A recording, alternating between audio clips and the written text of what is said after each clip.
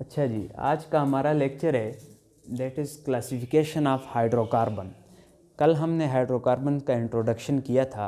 आज हम डिस्कस करेंगे कि इसकी क्लासिफिकेशन किस तरह की गई। तो हाइड्रोकार्बन्स वो कंपाउंड्स थे जो हमारे पास कार्बन और हाइड्रोजन से मिलके बनते हैं, उनको हम क्या कहते हैं? हाइड्रोकार्बन्स। आज हाइड्रोकार्बन्स की हम क्लासिफिकेशन देखेंगे। हाइड्रोकार्बन्स को मेनली दो ग्रुप्स में क्लासिफाई किया गया है। एक को कहा गया है एलिफेटिक हाइड्रोकार्बन, दूसरे को कहा गया है एरोमेटिक हाइड्रोकार्बन। जो एलिफेटिक हाइड्रोकार्बन्स हैं, ये हमारे पास क्या होते हैं? Open chain of carbon atoms. इनके अंदर ओपन चेन होती है कार्बन एटम की, या हमारे पास close ring of carbon atom, यह हमारे पास क्लोज रिंग होती है। ओपन चेन भी हो सकती है और क्लोज रिंग भी हो सकती है। ओपन चेन भी हो सकती है और क्लोज रिंग भी हो सकती है, लेकिन क्या फ़र्क है कि रिजेंबल देयर केमिकल प्रॉपर्टीज़, जो उनकी केमिकल प्रॉपर्टीज़ हैं वो ओपन चेन के साथ रिजेंबल करती हैं, उनके साथ मुशाबहत रखती हैं। तो ओपन चेन कार्बन एटम हो या क्लोज चेन कार्बन एटम हो, लेकिन उनकी प्रॉपर्टीज़ जो हैं वो किसके साथ? ओपन चेन के साथ, ओपन चेन हाइड्रोकार्बन्स के साथ अगर रिजेंबल करें तो उनको हम एलिफेटिक हाइड्रोकार्बन्स कहते हैं। एलिफेटिक हाइड्रोकार्बन्स को मज़ीद दो हिस्सों में फिर तकसीम किया गया है। एक को एलिसाइक्लिक कहा गया है, ए साइक्लिक, और दूसरे को एलिसाइक्लिक। ए साइक्लिक वो होते हैं जो ओपन चेन हमारे पास कार्बन एटम हो, जिनमें सारे क्या हों? Open chain. फॉर एग्ज़ाम्पल मेरे पास CH3 into CH2 CH3 that is propane. तो इसमें सारे कार्बन हमारे पास सिंगल कार्बन के साथ अटैच है और सिंगल कोवेलेंट बॉन्ड के साथ अटैच है और एक स्ट्रेट चेन बना रहे हैं। तो इस तरह के जो हमारे पास कंपाउंड्स होंगे उनको हम ए साइक्लिक कहेंगे।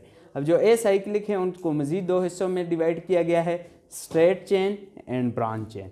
और इसी तरीके से हमारे पास दूसरे टाइप के जो एलिफेटिक हाइड्रोकार्बन हैं वो क्लोज दैट इज़ एसाइक्लिक। इसमें close ring of carbon atom होती है, याद रखनी है बात। इसमें क्या होती है? Close ring of carbon atom. लेकिन जो इनकी रिजेंबलिंग होती है वो ओपन चेन के साथ होती है। यहाँ पे क्या है कि ये होते तो क्लोज चेन है, लेकिन इनकी जो प्रॉपर्टीज़ हैं वो ओपन चेन के साथ मिलती हों तो उनको एसाइक्लिक कहते हैं। ठीक है, ये क्लोज चेन है लेकिन इनकी एसाइक्लिक के साथ प्रॉपर्टीज़ मिलती हों, हो क्लोज चेन लेकिन प्रॉपर्टीज़ किसके साथ मिलती हों? एसाइक्लिक के साथ, तो उनको हम कहते हैं एलिसाइक्लिक। या इनको बहुत इंपॉर्टेंट नाम दिया जाता है non benzoid cyclic hydrocarbons. Non benzoid cyclic, क्योंकि इसमें बेंजीन रिंग नहीं बनती, इसमें बेंजीन रिंग नहीं बनती, इसलिए इनको नॉन बेंजोइड साइक्लिक हाइड्रोकार्बन्स भी कहा जाता है। ठीक है, इसी तरीके से हमारे पास जो स्ट्रेट चेन और branch chain a cyclic compound है उनमें क्या फ़र्क है? तो number of carbon straight chain में ये होता है कि number of carbon atom attach more than 2 carbon atom directly. अब हमारे पास कोई ऐसा कार्बन स्ट्रेट चेन में नहीं होता जो 2 से ज़्यादा कार्बन्स के साथ जुड़ा हुआ हो। देखो, अगर इस कार्बन को हम देखें, ये वाला कार्बन, तो ये इस बॉन्ड से इस कार्बन के साथ जुड़ा हुआ है और इस बॉन्ड से इस कार्बन के साथ जुड़ा हुआ है। फिर इसको अगर हम देखें तो हमारे पास ये कार्बन इसके साथ भी जुड़ा हुआ है और ये कार्बन इसके साथ भी जुड़ा हुआ है। लेकिन जो हमारे पास स्ट्रेट चेन हाइड्रोकार्बन्स होते हैं उनमें कोई भी कार्बन ऐसा नहीं होता जो 2 से ज़्यादा कार्बन के साथ डायरेक्टली अटैच हो। तो 2 से ज़्यादा एक के साथ हो सकते हैं। देखो, अब ये वाला कार्बन जो है, फर्स्ट कार्बन, ये एक के साथ अटैच है, लेकिन ये वाला अगले 2 के साथ अटैच है। लेकिन 2 से ज़्यादा अगर अटैच नहीं होगा तो वो स्ट्रेट चेन हाइड्रोकार्बन होंगे और वो एसाइक्लिक स्ट्रेट चेन हाइड्रोकार्बन होंगे। इसी तरह ब्रांच में क्या होता है कि एक कार्बन दूसरे कार्बन से, हमारे पास जो एक कार्बन एटम है वो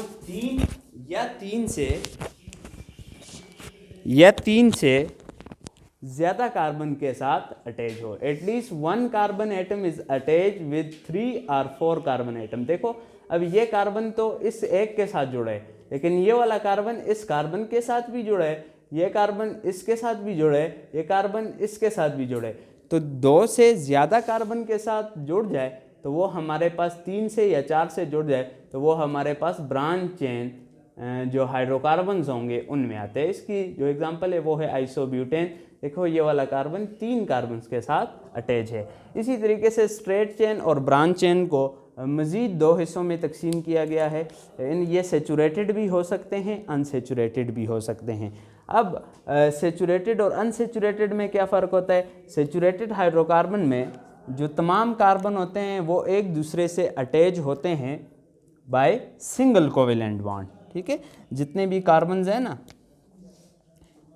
ये सिंगल कोवेलेंट बॉन्ड की वजह से एक दूसरे से अटैच होते हैं। ये एक जो लाइन होती है ये सिंगल कोवेलेंट बॉन्ड को शो करती है। तो कार्बन्स के दरमियान अगर सिंगल कोवेलेंट बॉन्ड होगा तो वो सेचुरेटेड हाइड्रोकार्बन कहलाएगा। सेचुरेटेड हाइड्रोकार्बन्स जो हमारे पास हैं, इसकी एग्जांपल अल्केन्स है, जिसका जनरल फार्मूला CnH2n+2 होता है। देखो CH4 ये मीथेन है, फिर इसकी तरीके से CH3 × CH3 ईथेन, फिर इसी तरीके से CH3 CH2 × CH3 प्रोपेन। तो ये हमारे पास क्या है? सारे कार्बन्स के दरमियान सिंगल कोवेलेंट बॉन्ड है। तो इस तरह के जो हमारे पास हाइड्रोकार्बन्स होंगे वो सेचुरेटेड कहलाएंगे, क्योंकि कार्बन कार्बन के दरमियान सारे जो बॉन्ड हैं वो क्या हैं? सिंगल कोवेलेंट बॉन्ड है। ठीक है, और जो हमारे पास अल्केन होते हैं ना, ये सेचुरेटेड हाइड्रोकार्बन्स, एक बात याद रखनी है, सेचुरेटेड हाइड्रोकार्बन्स में जितने भी कार्बन सेचुरेटेड हाइड्रोकार्बन के होते हैं they are sp3 hybridised. sp3 hybridise, इनके अंदर जो हाइब्रिडाइजेशन होगी, जो सेचुरेटेड हाइड्रोकार्बन्स के तमाम कार्बन sp3 हाइब्रिडाइज्ड होते हैं। जो अनसेचुरेटेड हाइड्रोकार्बन है उसमें कार्बन कार्बन के दरमियान एटलीस्ट 1 मल्टीपल बॉन्ड होना चाहिए। दे मे बी डबल बॉन्ड और ट्रिपल बॉन्ड। ये डबल बॉन्ड भी हो सकता है और ट्रिपल बॉन्ड भी हो सकता है, लेकिन एक या एक से ज़्यादा मल्टीपल बॉन्ड अगर प्रेजेंट होगा हाइड्रोकार्बन्स में और वो ब्रांच हों या स्ट्रेट हों तो वो हमारे पास अनसेचुरेटेड हाइड्रोकार्बन्स कहलाते हैं। इनकी जो एग्जांपल है अनसेचुरेटेड में, इसमें अल्कीन्स है। अल्कीन्स में कार्बन कार्बन के दरमियान डबल बॉन्ड होता है। क्या होता है? Double bond. ठीक है, और इसका जो जनरल फार्मूला है CnH2n+2 होता है। ठीक है ये बात। और जो हमारे पास अल्कीन के अंदर जो कार्बन होता है ये हमेशा sp2 हाइब्रिडाइज्ड होगा। क्या होगा? sp2 हाइब्रिडाइज्ड होगा। ठीक है, याद रखना है, एक बात आपको याद दिला दूं, फर्स्ट ईयर में हाइब्रिडाइजेशन में आपने डिस्कस की होगी कि हमेशा जो सिग्मा कोवेलेंट बॉन्ड बनता है, that is sigma covalent bond, ये हमेशा हमारे पास कब बनता है? हाइब्रिडाइज्ड ऑर्बिटल से। हाइब्रिडाइज्ड ऑर्बिटल से। और पहला बॉन्ड जब भी हमारे पास 2 एटम अप्रोच करते हैं एक दूसरे की तरफ और बॉन्ड बनाते हैं, जब भी 2 एटम एक दूसरे की तरफ अप्रोच करते हैं और बॉन्ड बनाते हैं, तो हमेशा याद रखनी ये बात कि फर्स्ट बॉन्ड हमेशा सिग्मा बॉन्ड बनेगा और वो हमेशा हाइब्रिडाइज्ड ऑर्बिटल की ओवरलैपिंग से बनेगा।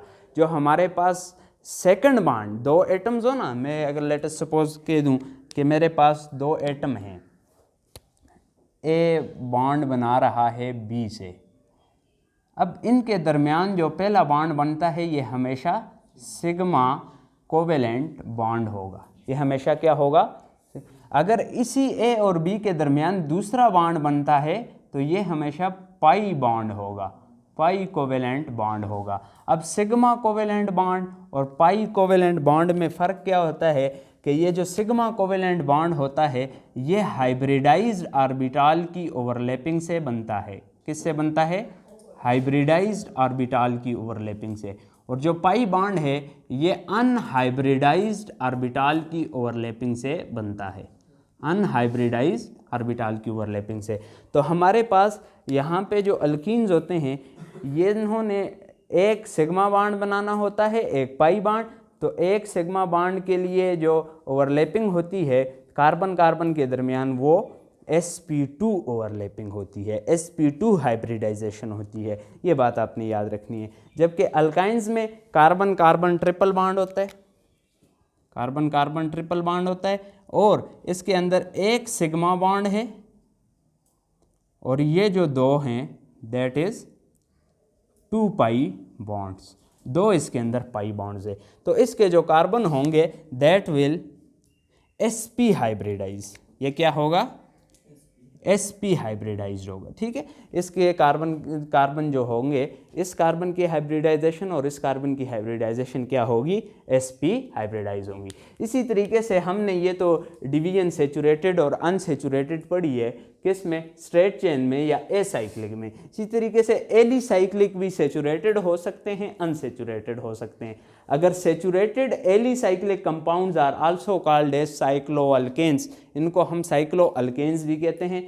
अगर 4 कार्बन रिंग में जुड़ गए और सब के दरमियान सिंगल कार्बन कार्बन के दरमियान सिंगल बॉन्ड है तो इसको हम साइक्लोब्यूटेन कहते हैं। क्या कहते हैं, साइक्लोब्यूटेन कहते हैं। अगर 3 कार्बन रिंग में बन जाए तो इसको साइक्लोप्रोपेन कहते हैं। अगर हमारे पास अनसेचुरेटेड कंपाउंड हो और उसके अंदर देखो 1 2 3 4 5 कार्बन एक दूसरे से मिले हैं, 4 के दरमियान सिंगल कोवेलेंट बॉन्ड है, लेकिन एक यहाँ पर मल्टीपल बॉन्ड आ गया है, डबल बॉन्ड आ गया है, तो इसको हम साइक्लोपेंटीन कहेंगे। क्या कहेंगे, साइक्लोपेंटीन। इसी तरीके से इस कार्बन और इस कार्बन के दरमियान 6 कार्बन की रिंग है, लेकिन इस कार्बन और इस कार्बन के दरमियान हमारे पास जो बॉन्ड है दैट इज मल्टीपल बॉन्ड और ट्रिपल बॉन्ड है, तो इसको हम कहेंगे साइक्लोहेक्साइन। क्या कहेंगे, साइक्लोहेक्साइन। तो ये हमारे पास एलिसाइक्लिक भी सेचुरेटेड हो सकते हैं, अनसेचुरेटेड हो सकते हैं। इसी तरीके से हमारे पास जो दूसरे हैं दैट इज एसाइक्लिक, वो भी सेचुरेटेड और अनसेचुरेटेड हो सकते हैं। तो ये इसकी क्लासिफिकेशन, ठीक है। और दूसरी टाइप के जो क्लासिफिकेशन थी हाइड्रोकार्बन की that is aromatic hydrocarbons. Aromatic hydrocarbons के लिए क्या होना चाहिए कि ऐसे हाइड्रोकार्बन्स जिनकी प्रॉपर्टीज़ बेंजीन के साथ मिले, जिनकी केमिकल प्रॉपर्टीज़ किसके साथ मिले, बेंजीन। बेंजीन इस क्लास का पेरेंट मेंबर है। बेंजीन को स्टैंडर्ड मानकर हम उसके साथ उसकी कंपैरिजन करते हैं एरोमेटिक कंपाउंड्स का। तो बेंजीन वाले जितने भी कंपाउंड्स होंगे उनको हम एरोमेटिक हाइड्रोकार्बन्स कहेंगे। जो एरोमेटिक हाइड्रोकार्बन्स होते हैं, याद रखनी ये बात कि इसमें इलेक्ट्रॉन्स जो होते हैं वो डीलोकलाइज्ड होते हैं। ये रिंग स्ट्रक्चर होती है इनकी, और दूसरी बात इलेक्ट्रॉन्स की डीलोकलाइजेशन होती है।